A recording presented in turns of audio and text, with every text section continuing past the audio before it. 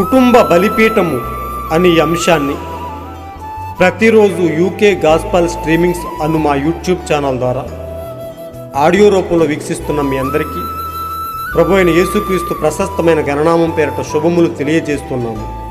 ఇంకనూ వినండి, అనేక కుటుంబాలకు షేర్ చేయండి, దేవుని మెండైన ఆశీర్వాదాలను పొందుకొనండి. దేవుడు మిమ్మలను బహుగా దీవించునుగాక. నీ జలధారల ధ్వని విని కరడు కరడును పిలచుచున్నది. నీ జలధారల ధ్వని విని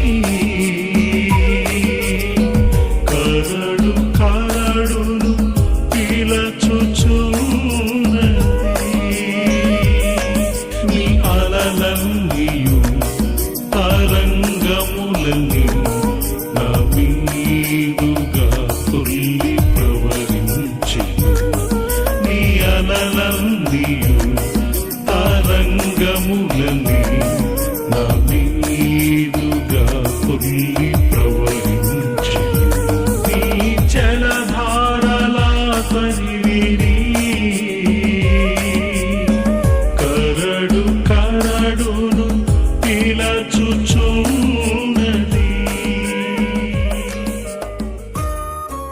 ఒక కుటుంబ బలిపీఠం వాల్యూమ్ 1 నుండి 83వ రోజు, మార్చ్ 24వ తేదీ.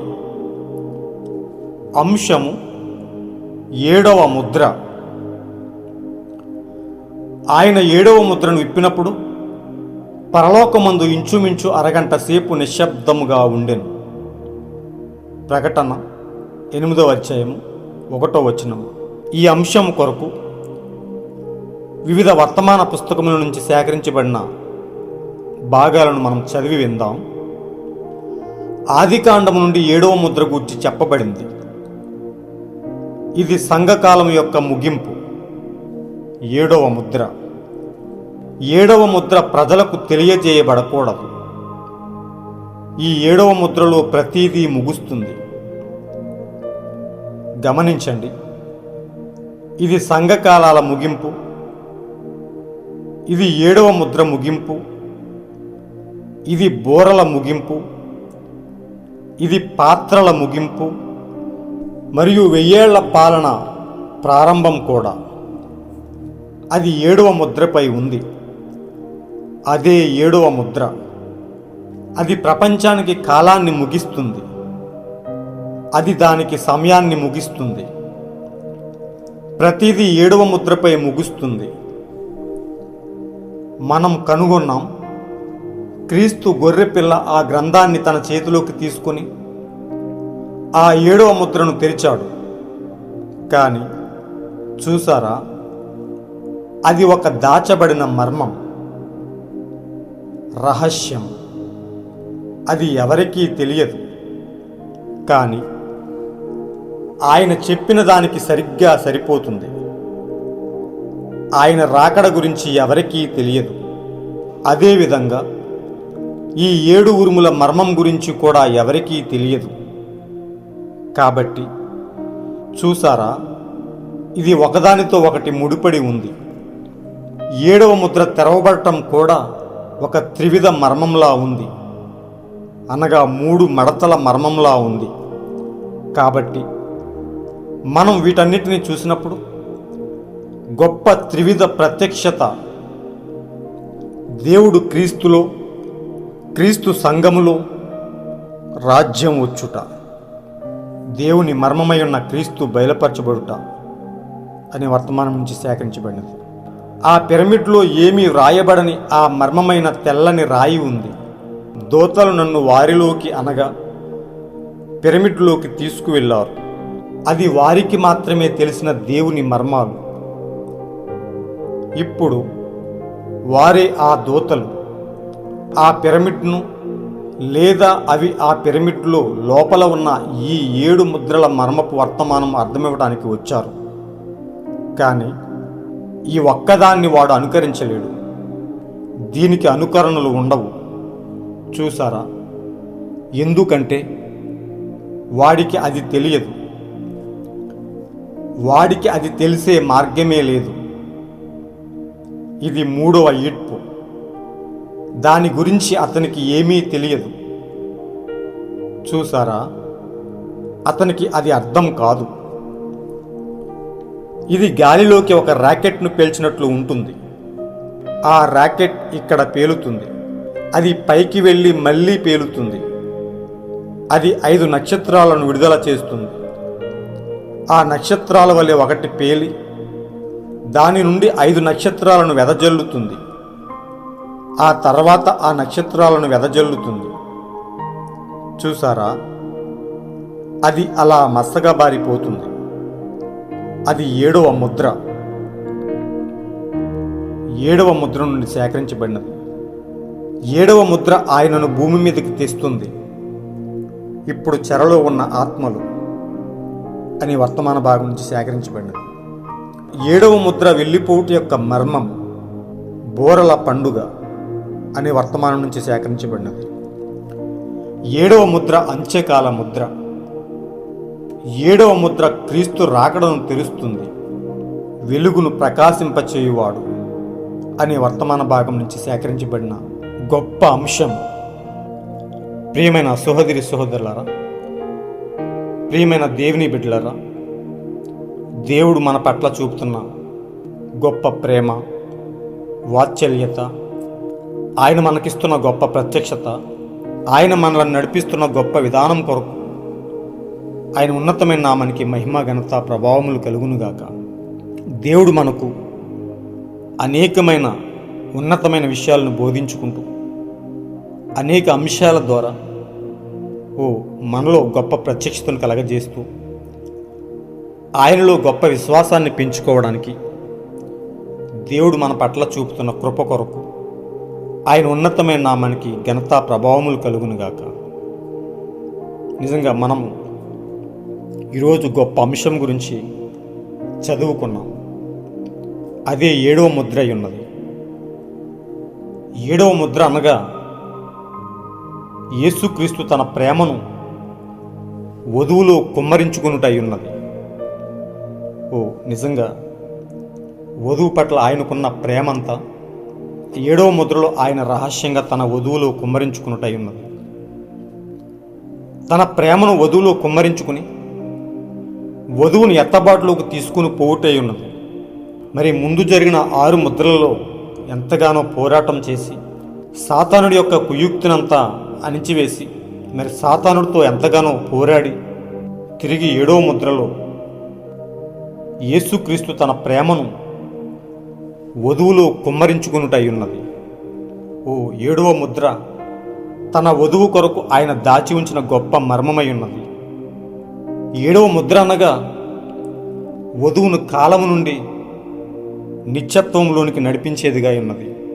నిజంగా ప్రియ సోదరి సోదరులారా, 7వ ముద్ర వధువు యొక్క విమోచన ఉన్నది.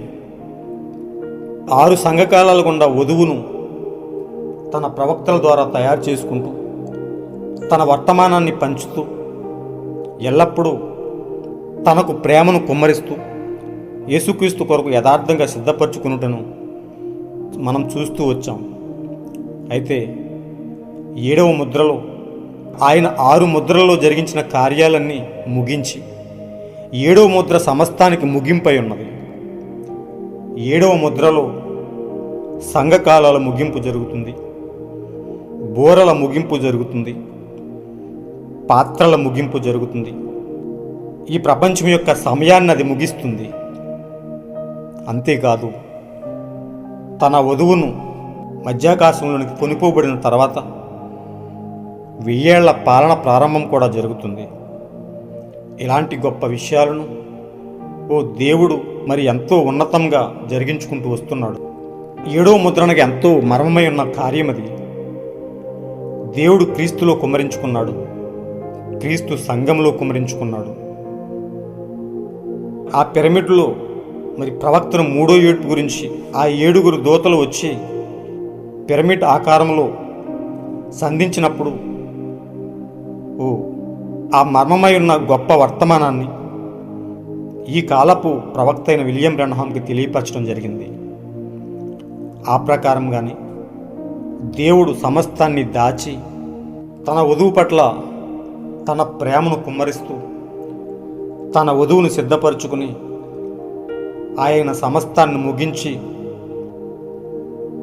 తన వధువును ఎత్తబాటులోకి తీసుకుని వెళ్ళిపోబోతున్నాడు.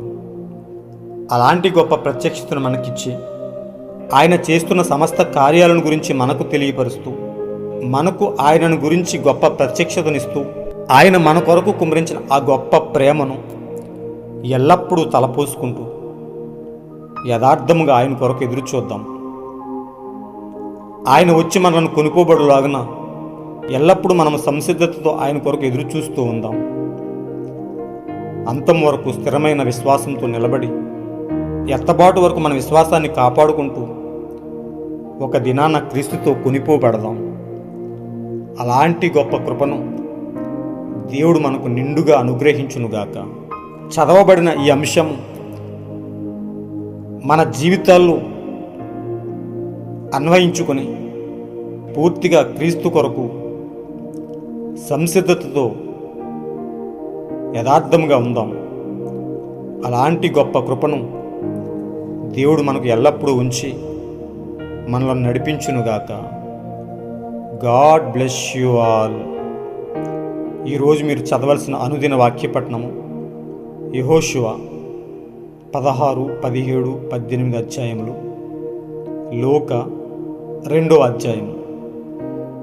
God bless you all.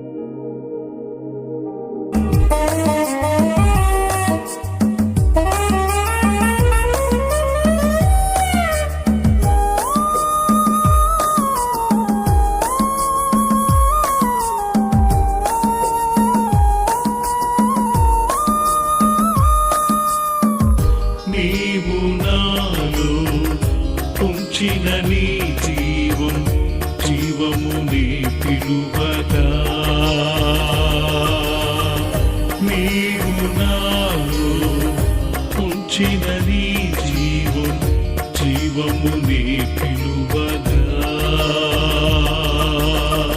అవధులు మీరి పరిధులు దాటి, అవధులు మీరి పరిధులు దాటి నీకై ఆశించగా,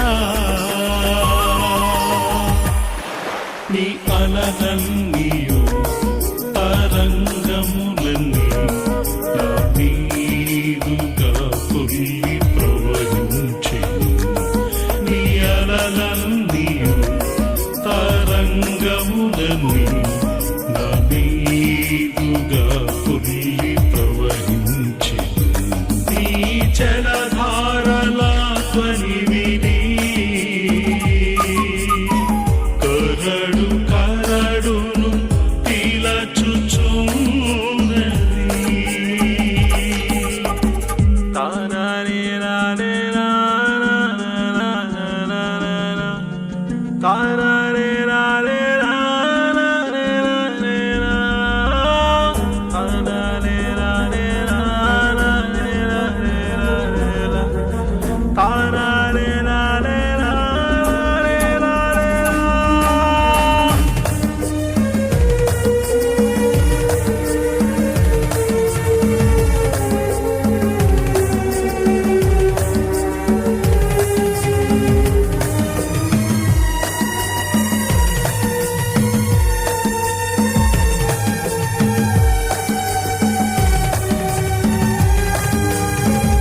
నిత్యత్వము నుండి కాలములోనికి నీవు నన్ను పంపగా,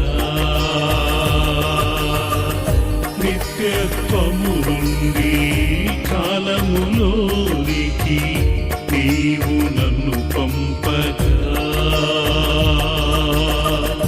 జీవపు వాక్యం కాలములో నుండి, జీవపు వాక్యం కాలములో నుండి నిత్యత్వము చేర్చెను.